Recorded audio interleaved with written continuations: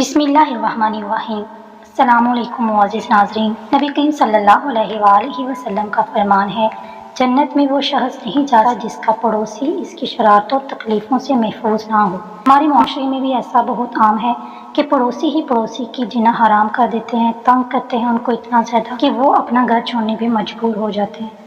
जो शख्स अपने पड़ोसी पर इस कदर ज़ुल्म और ज़्यादती करे कि इसे अपने घर से निकल जाने पर मजबूर कर दे, तो वो शख्स ज़रूर हलाक होगा।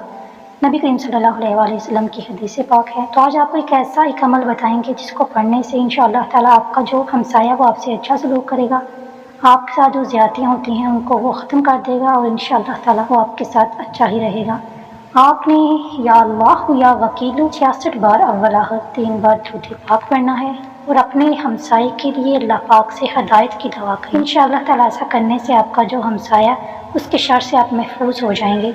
कुछ ही दिन अमल करने से इंशाअल्लाह ताला आपकी जो मुश्किल है वो आसान हो जाएगी। आपका जो हमसाया वो आपके साथ अच्छा सलूक करेगा। बस उसका तसव्वुर करके आपने इस अमल को करना है। या अल्लाह या वकील, ये अल्लाह के 2 नाम हैं और अल्लाह ताला के सब नाम में बहुत ज़्यादा बरकत अल्लाह ने रखी है।